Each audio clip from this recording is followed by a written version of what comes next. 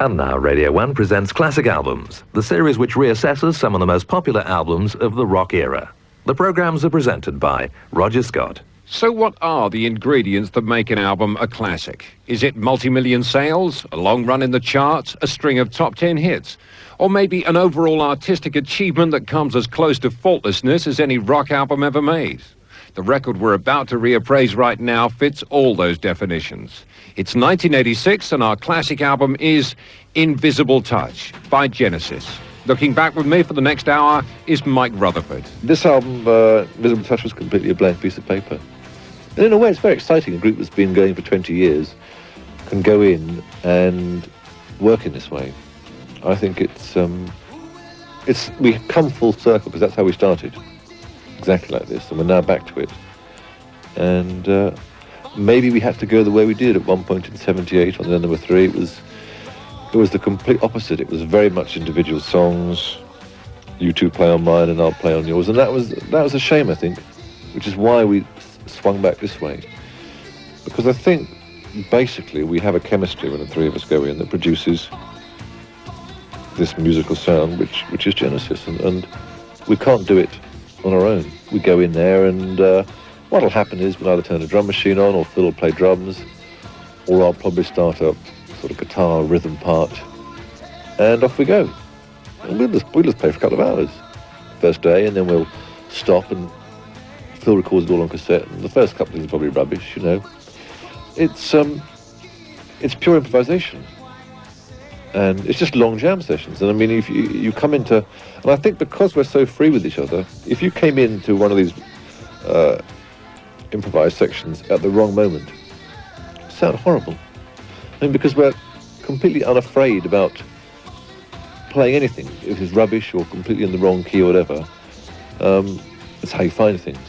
But because you're completely uninhibited with the other players, you don't mind branching off and seeing if it works. And, you know, very often when we're playing along and Tony will stab on a chord or a lead line which is completely in the wrong key, or vice versa, I'll do that.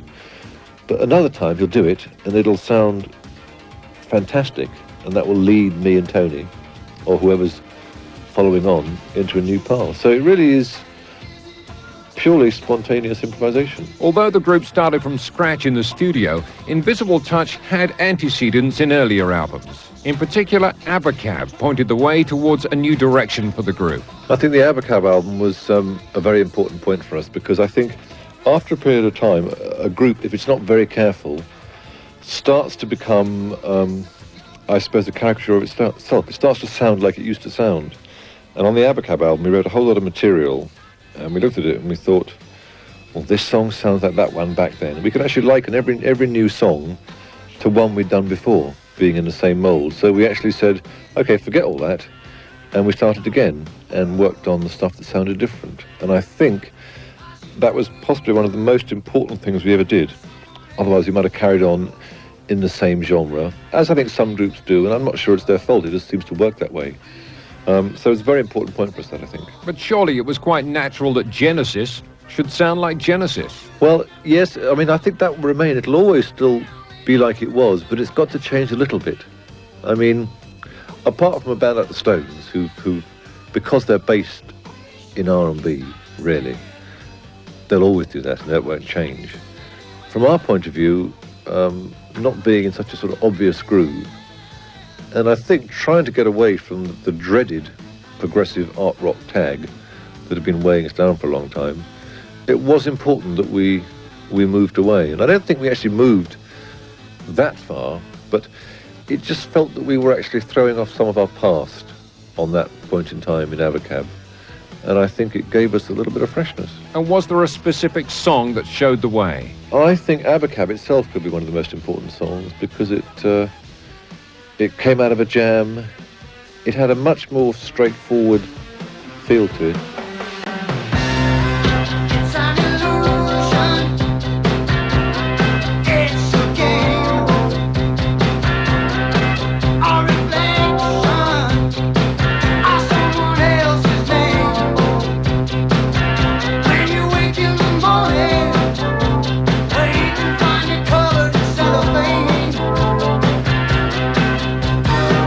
Well, there's a hole in the sun.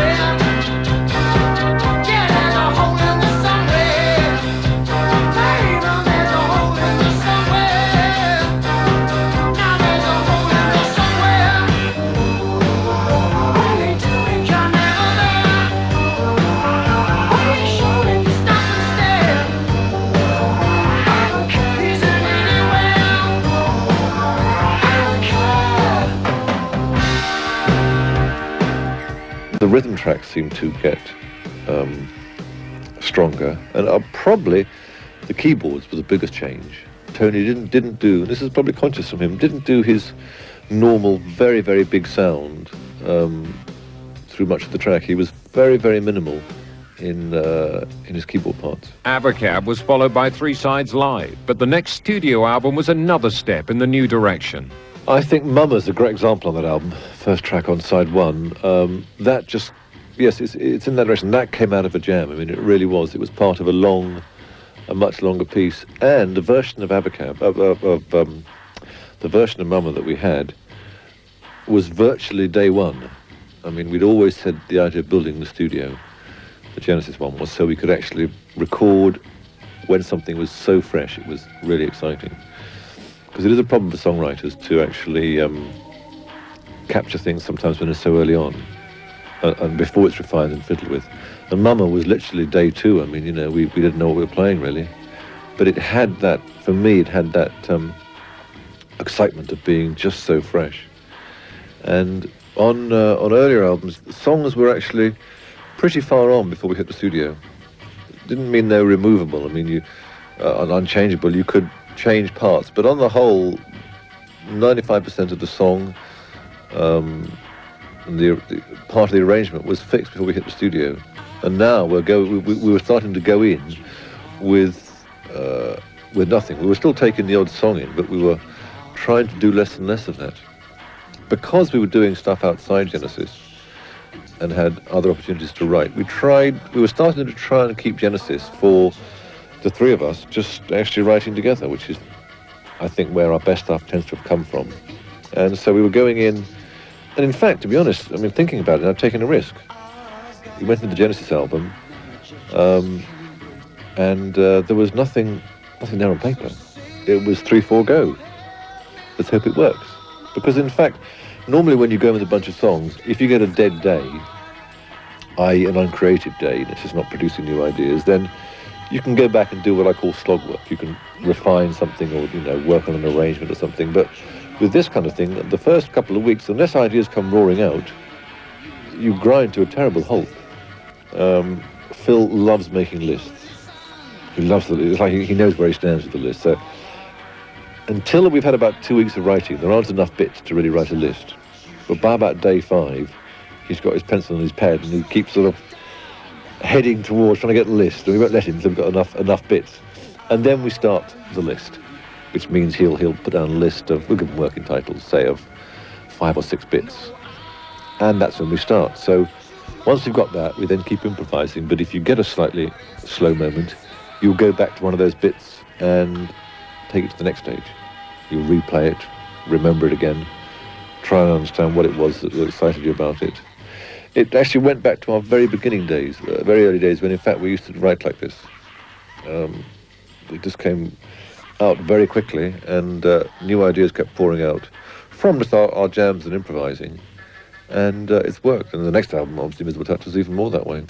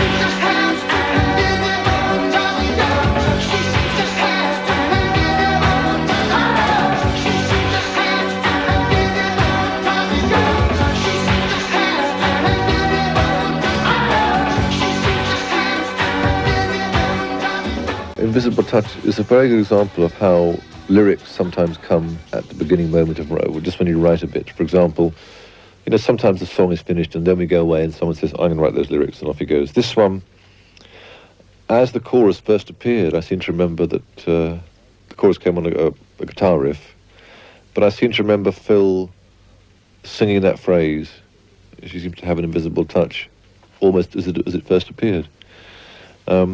And very often you don't think that will necessarily stay. And quite often you try and avoid it because you feel that you should explore other things. But this particular phrase always felt so comfortable being sung on that chorus. And I also think that Invisible Touch is it suggests for me quite nice images. It conjures up some nice pictures in my mind.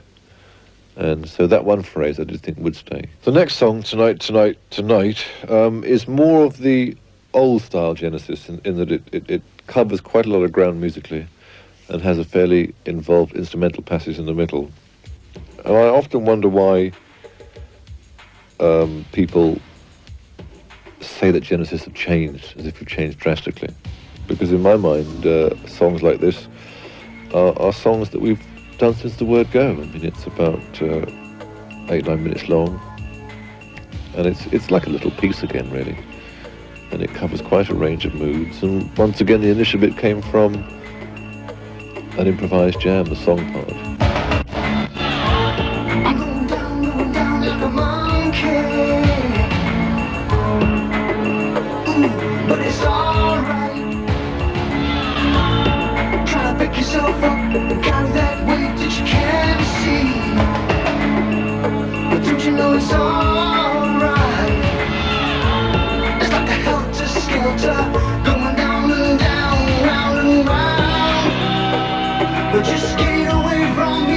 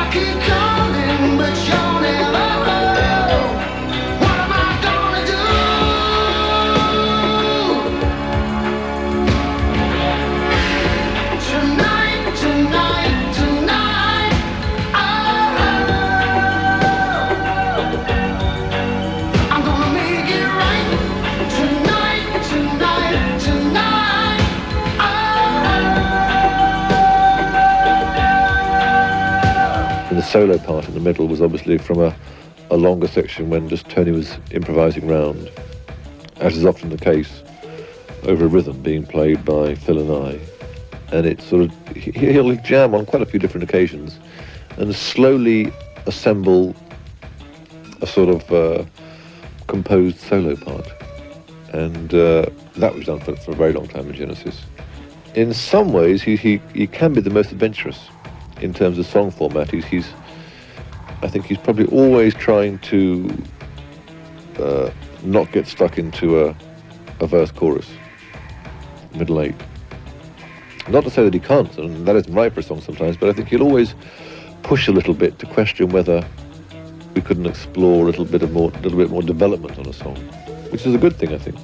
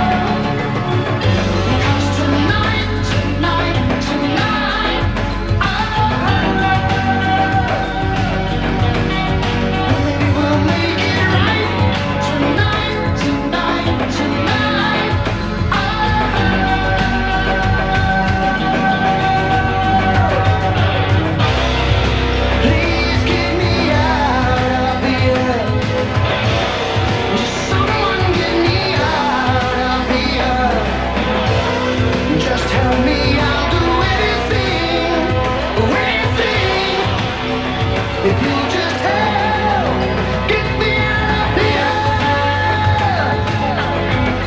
tonight. I'm gonna make it right tonight, tonight, tonight.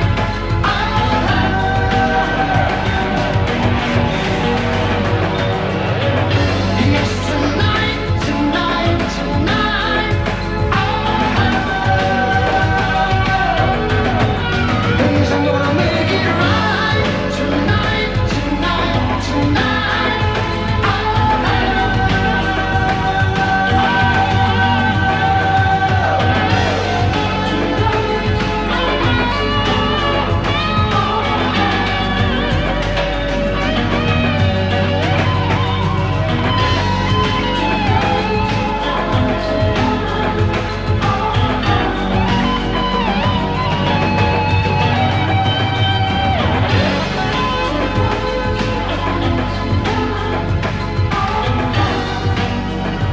You're listening to Classic Albums with me, Roger Scott, and Mike Rutherford.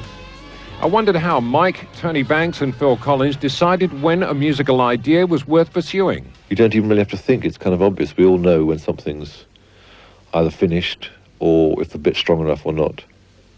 And there's a sort of unwritten thing where if we come back to a bit that we've established and maybe one of you's not that enthusiastic, perhaps the other two will carry him.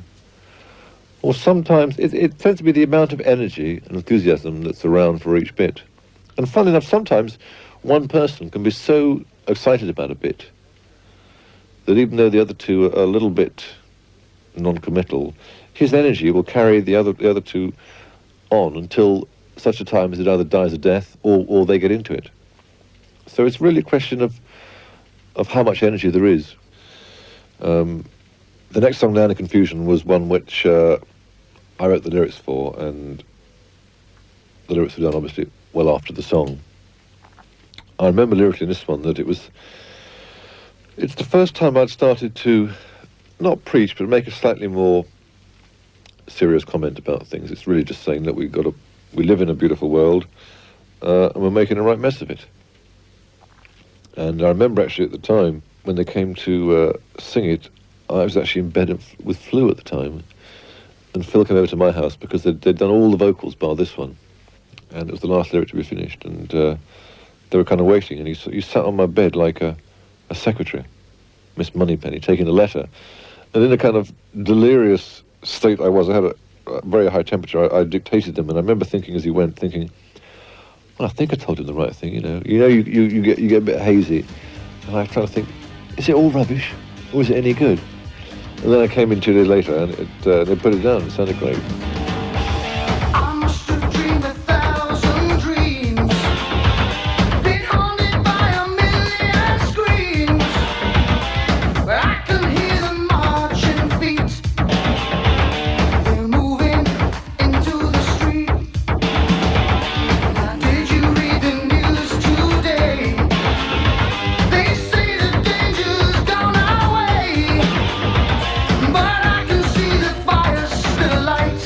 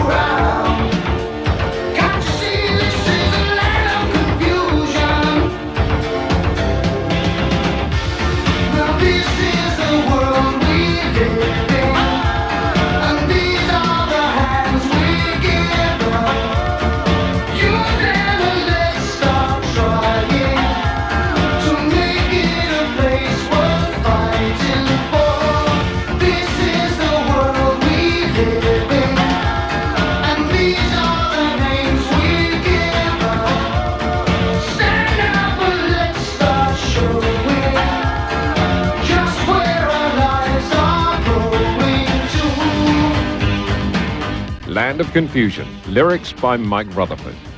I asked him how they allotted lyric writing in Genesis. There tends to be a kind of feeling quite early on that someone will say, I really, they'll hint that they fancy doing that one. And say out of 10 songs, we'll sort of claim one each or two each. Especially with Phil. When Phil sings something, like he did the phrase Invisible Touch and the phrase Tonight, Tonight, Tonight, which all came quite early on, we tend to feel that that's probably a good one for him to write because he's got a natural grasp of some lyrics already. And the other ones will sort of be assigned. It's a bit like who's got less work or more work in a sense. What about In Too Deep? That seems very much a Phil Collins song. That's his kind of area, really. You can sort of feel that certain songs are possibly led by someone. I mean, someone will be more the guiding light in a song than other people. And, or at least part of the song will be. Because sometimes the characters in a verse and a chorus are so different. And you can tell, I think, parts of Domino, more Tony, parts of Throwing It All Away are probably more me. And you can see that. And I think that's probably the way we do it. It's a sort of, it's not even written down, but there's a feeling within the three of us that that's kind of the bit they know best about. All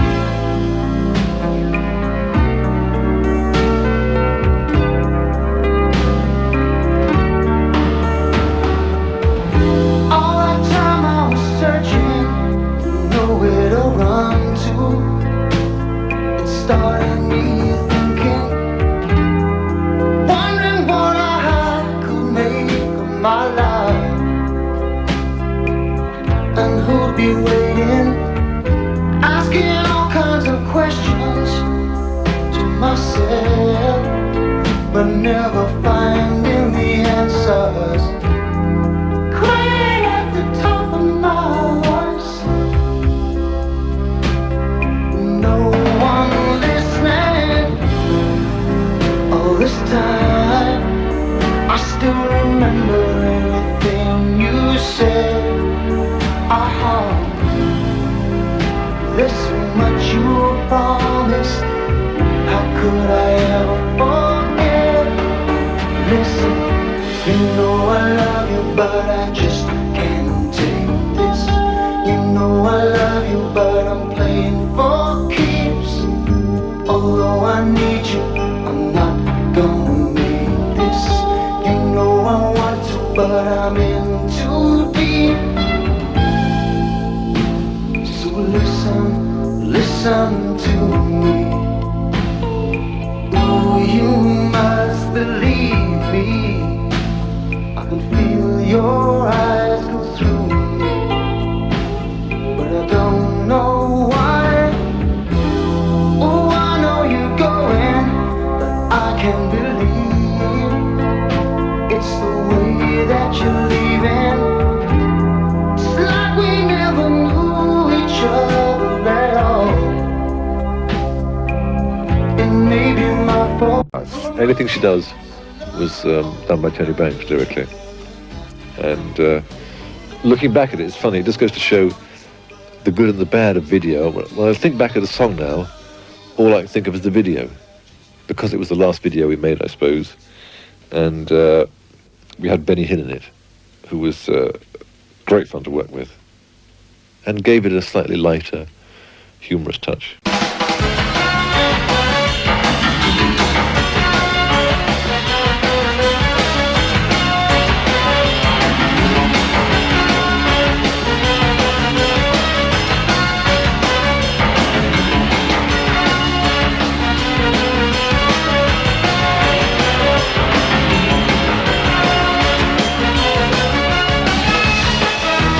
You know, decorate the garage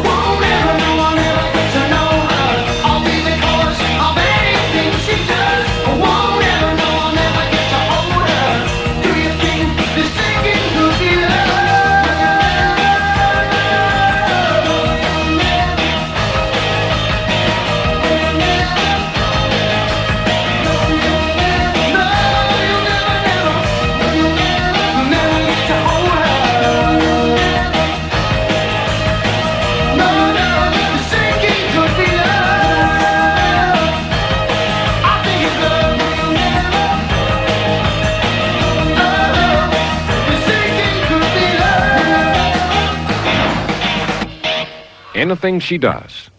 Why does it end like that? It's like been done for years, really, is that sometimes when a track ends in a mess, it's got a rather nice, it's got a played feeling to it. You know, it sounds like that was the end of that take. The three of us were playing away and we thought to ourselves, well, we must have done enough by now. So you kind of down tools, full stop drumming, or I'll hit a silly chord and you'll kind of grind to a halt, which is what happened. The next track is a Genesis epic in the grand style, Domino. Domino. Part 1 in the glow of the night. Domino Part 2, the last Domino. I think that people often think that because we've had single success in the last few years, that we now write singles and don't do the kind of longer tracks we used to. Domino, to me, is a good example. It must be about 12 minutes long, of a good example of us still writing the way we used to do. I think what happens is that hit singles have such visibility that people tend to think of an album and they'll think, okay, that's the album. Now, they had those 2 singles, and consequently their mind thinks, well, that's what it's about. As I said, Tonight and Domino are exactly the kind of songs we used to write. It's got a complete, it's a little piece, really. The gray of evening fills the room. There's no need to look outside to see or feel the rain.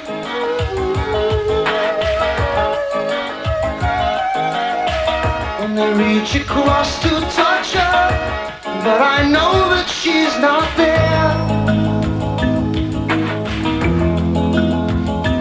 Rain keeps running down the window pane. Time is running out for me.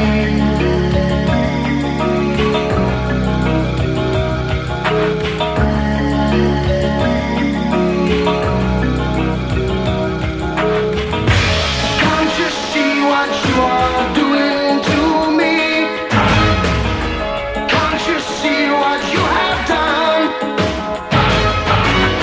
As I try to pass another long and sleepless night, 100 crazy voices call my name. As I try to pass them by, I almost can't believe that she is here. Here in the glow of the night, do you know what you have done? Do you know what you've begun? Do you see we shall never be together again? All of my life, for the lonely people empty rooms, another pointless violent silent tombs. Could it be that we shall be together again? Sheets of double glazing help to keep outside the night. Only foreign city sirens can't cut through. Night sheets and blankets help to minimize the cold, but they can't keep out the chilling sounds. Will the nightmare soon give way to dreaming that she is here with me?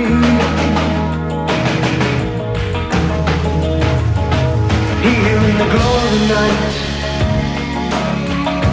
do you know what you have done? Do you know what you've begun? Do you see we shall never be together again? All of my life, through the lonely people empty rooms,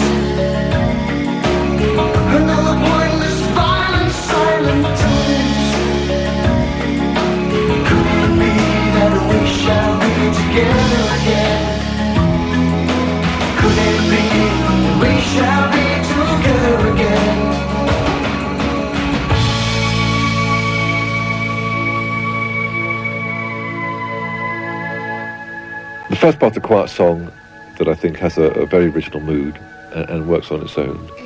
And we go into the second part, which started off as, once again, you can kind of feel that improvised jam. Phil and I get rhythm going and stick at it, and Tony works out lead phrases and lead phrases with chords that tend to build up almost to a song part again. And the end part, which then goes to some powerful guitar chords, vocal comes back in again, and it heads off on a very climatic end. I think that's it's an old trait. I mean, you know, we are, as you said before, we are still doing an area we've done before. But I find when you make it work, still very exciting.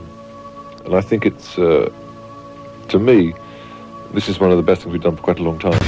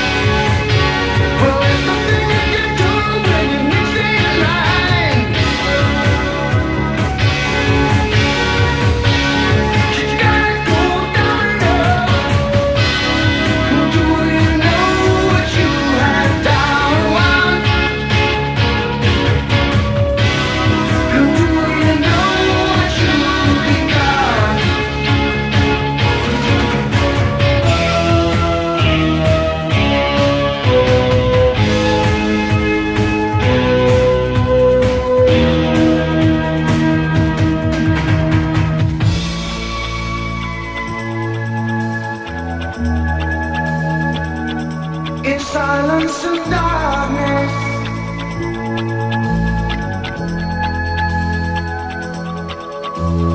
Hold each other near tonight, for will it last forever?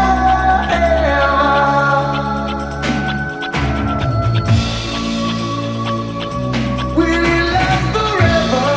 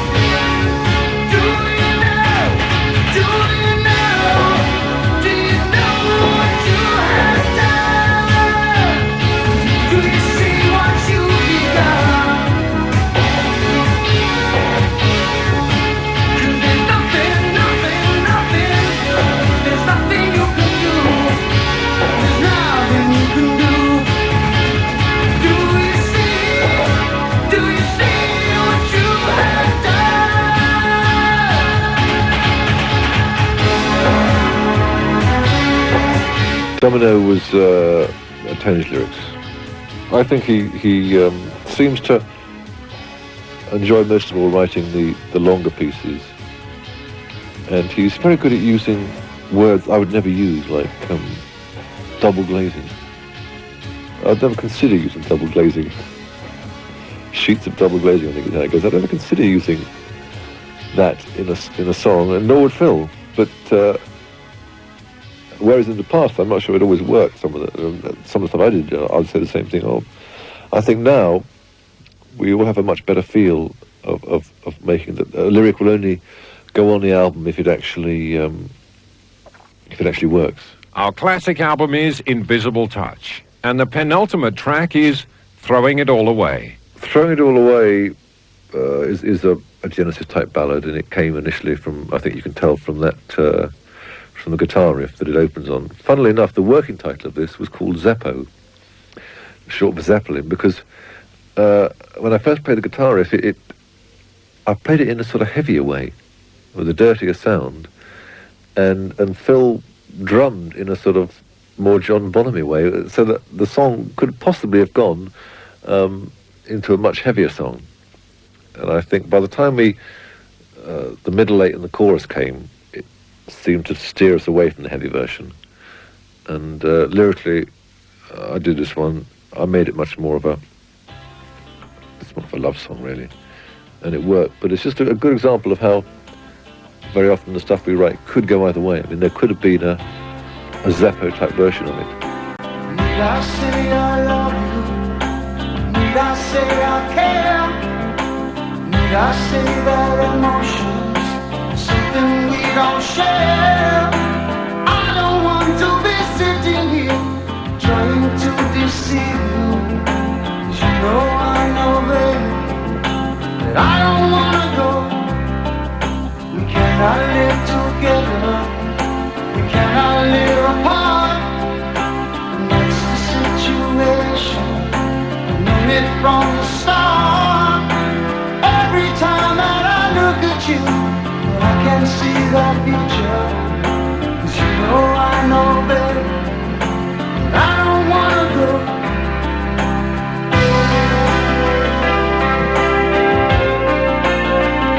Just throwing it all away, throwing it all away.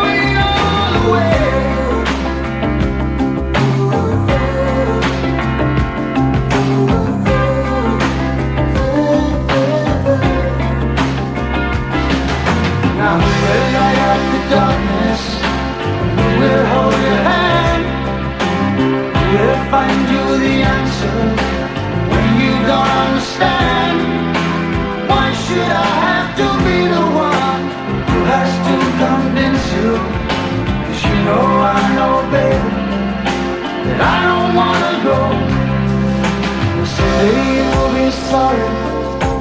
Someday when you're free, memories will remind you that our love was meant to be.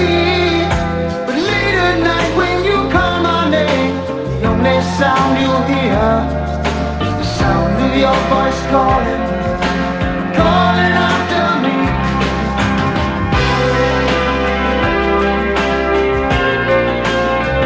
Just throwing it all away, throwing it all away.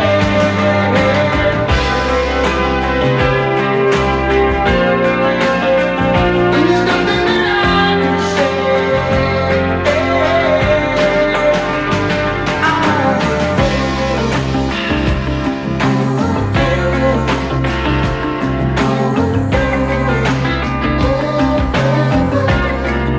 We're throwing it all away. Throwing it all away.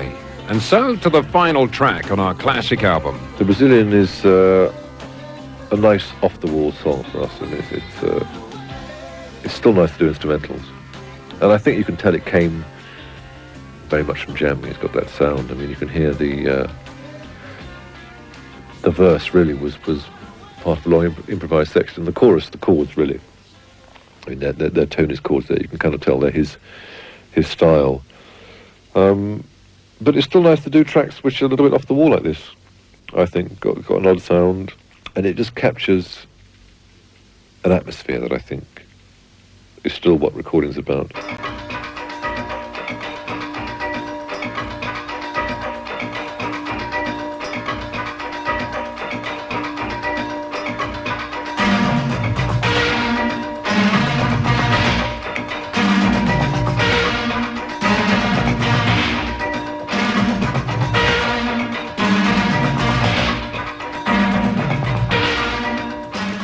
I think it's important to say that since we've worked with Hugh Padgham, I think he's a very big part, A, of our sound, but B, this thing about us being able to virtually record as we write it, is because Hugh is, although he's an incredibly technical, he's co-producer now, he started off as an engineer. Although he knows all the bits and all the biz, he's able to realise sometimes that we're playing a bit that should be caught and captured then and there, and he'll do it. You know, he's got 30 seconds to get a drum sound that's presentable, and he'll do it. And I think he quite likes that challenge too. And the other thing I didn't think we'd be able to do is to writing with someone in the studio who's recording you is something we couldn't have done many years ago. We would have been too inhibited, because it's a bit like someone sitting there saying, "Okay, be fab, you know, impress me, do something marvellous." And sometimes you're just going to mess around for a couple of hours and produce rubbish.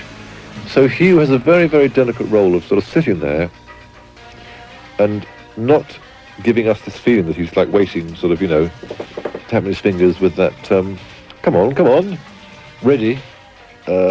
And he's very good at that. You sort of hardly know he's there, and then suddenly you're playing and he'll have the tape machine on. It's a little bit like he's sort of fiddling in the studio all the time. I often think he pretends to be tampering with the gear, you know, and repairing things, and he's actually waiting for you to start playing. But it's a very hard balance to get, and I think we get it with Hugh very well. And for years, we've sounded like this, but in fact, only the last 3 albums with Hugh have we really captured it, I think. That sound that we've always been sort of making.